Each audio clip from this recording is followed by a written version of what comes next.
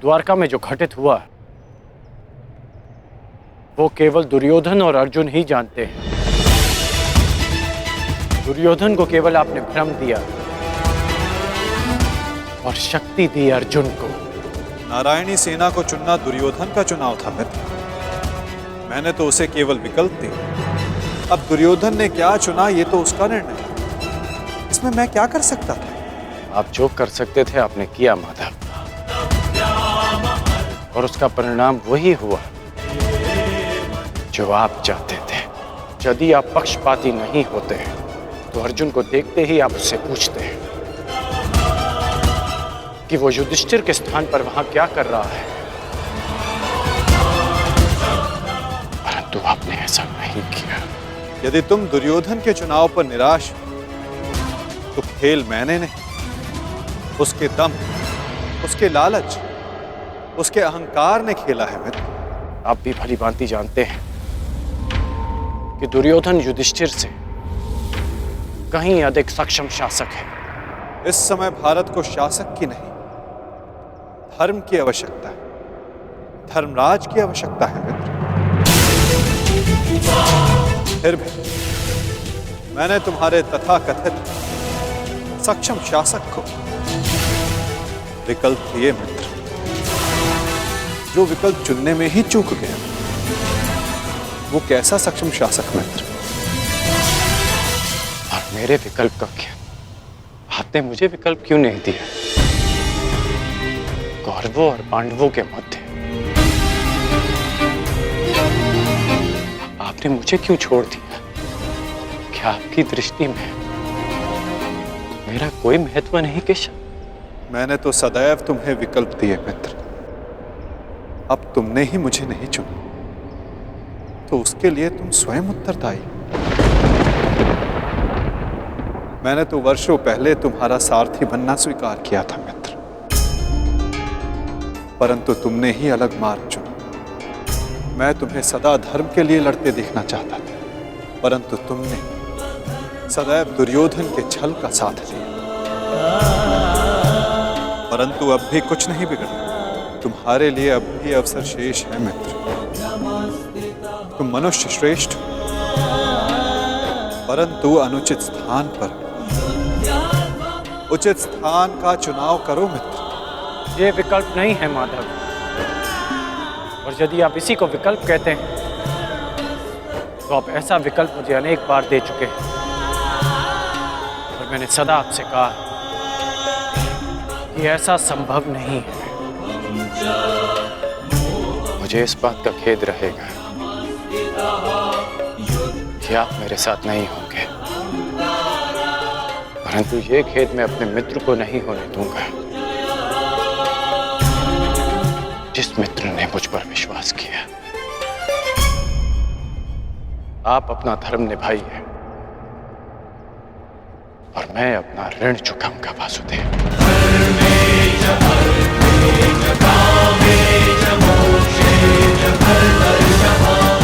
युद्ध में भेंट होगी। प्रणिपात वासुदेव।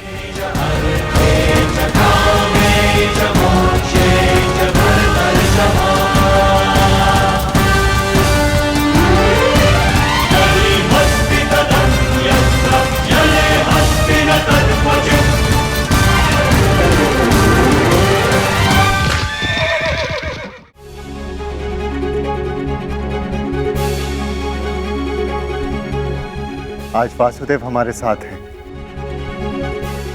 तो इसका सारा श्रेय पांचाली को जाता है। यदि तुमने अर्जुन को ना भेजा होता तो कदाचित ये संभव ना होता। आपका मेरे प्रति इतना विश्वास मेरे लिए बहुत सम्मान की बात है आर्य, और मुझे भी पूर्ण विश्वास है कि आप हस्तिनापुर के लिए अधिक योग्य शासक सिद्ध होंगे।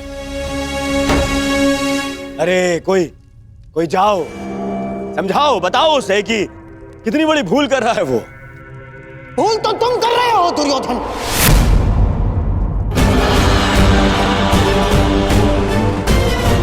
आज पहली बार मैं कर्ण से सहमत हूं।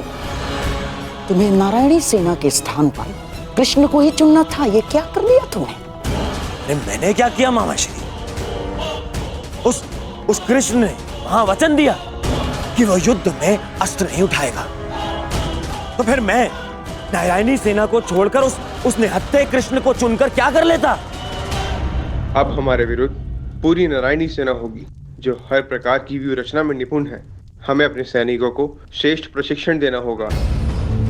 जब तक माधव हमारे साथ है नकुल, हमें किसी बात की चिंता करने की कोई आवश्यकता नहीं। यदि आज वो हमारे पक्ष में होता तो पांडवों के लिए नहीं, आज वो हमारे लिए रणनीति बनाता, हमारे लिए।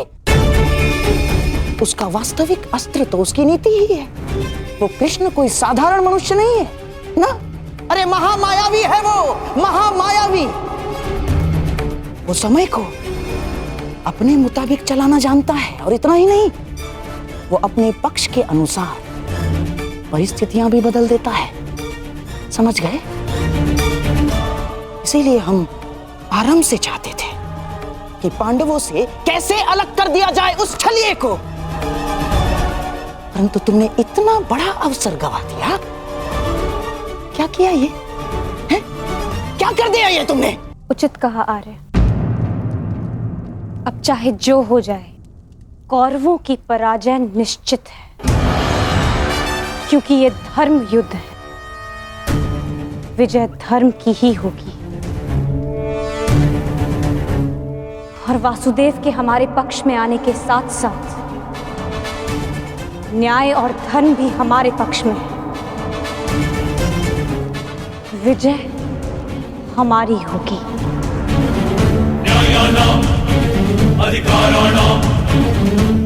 ये महाभारत भारत का नव निर्माण करेगा।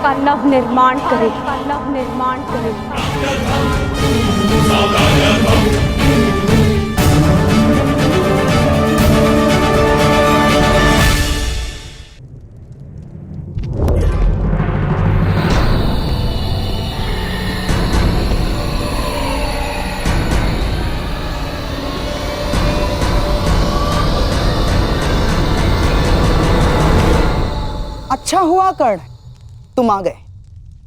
हम तुम्हारी प्रतीक्षा कर रहे थे। हाँ,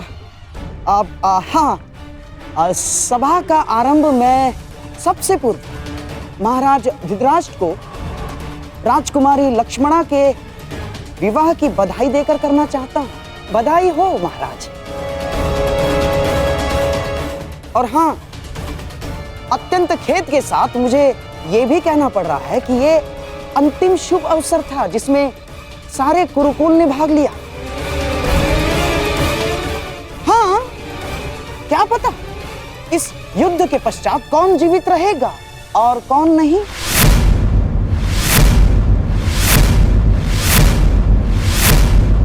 स्पष्ट रूप से कहिए गंधाराज, आपका तात्पर्य क्या है? अब से पूर्व तो आपने इस प्रकार के विचार कभी प्रकट नहीं किए, और अब जब दुर्योधन ने कृष्ण को ना चुनकर नारायणी सेना को चुना है, तो अब इस प्रकार के विचार क्यों? आपका प्रश्न उचित है महामहिम, परंतु यदि मैं अपनी भूल स्वीकार भी करता हूं, तो क्या वो भूल मैं सुधार सकता हूं? कर्ण, तुम्हारा इस विषय में क्या कहना है? मेरा मानना है कि हमें वार्तालाप में समय व्यर्थ नहीं करना चाहिए। हमें अपनी सेना को प्रशिक्षण देकर उन्हें और शक्तिशाली बनाना होगा। अपनी सेना में अधिक से अधिक महान योद्धाओं को एकत्रित करना होगा। मेरा एक और मानना है कि हमें युद्ध के लिए तत्पर रहना चाहिए।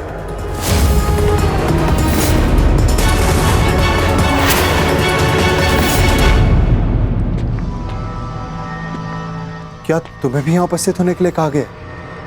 हाँ भ्रातृश्री, मुझे प्रहरी ने निद्रा से उठाकर संदेश दिया कि हमें शीघ्र ही यहाँ उपस्थित होना है। परंतु क्यों और किसके आदेश पे?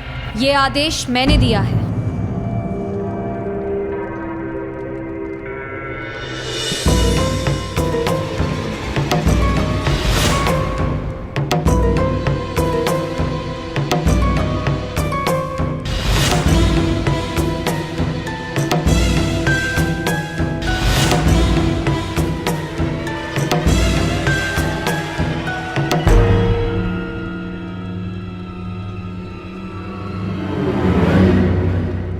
पांचाली, इतनी रात में तुम ये? क्योंकि ये समय सोने का नहीं है धर्मराज, जागने का है। और जो बात मैं कहना चाहती हूं उसके लिए सूर्योदय की प्रतीक्षा नहीं कर सकती। ऐसा क्या है पांचाली?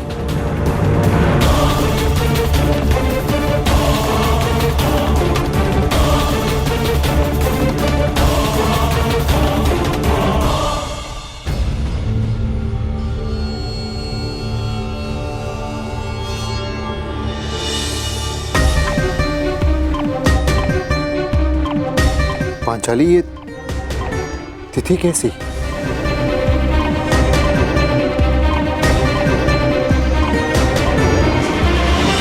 ये वो तिथि है आर्य जिस दिन हम कौरवों के विरुद्ध युद्ध आरंभ करेंगे। यदि ये युद्ध हुआ तो कितने योद्धा और कितने सैनिक मारे जाएंगे? महाराज, इस तथ्य से सभा में उपस्थित सभी मनुष्य अवगत हैं। हाँ, ये भी तो हो सकता है कि हम में से किसी को युद्ध में जाने की आवश्यकता ना पड़े।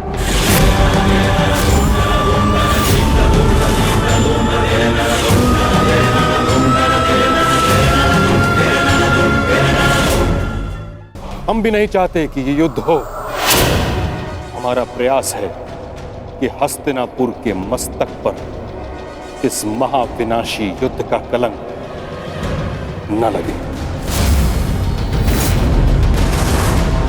ठीक है ताक्षरी, यदि यह हस्तिनापुर के भविष्य का प्रश्न है तो हम अपने दूत को पांडवों के समक्ष भेजने की आज्ञा देते हैं। हमें उन तक संदेश देना है कि हस्तिनापुर भी इस युद्ध के विरुद्ध है। और युद्ध के अंतिम दिन मैं अपने अपमान का प्रतिशोध लूंगी।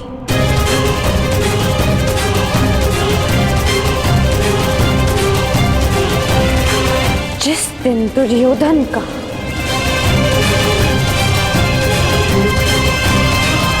अंत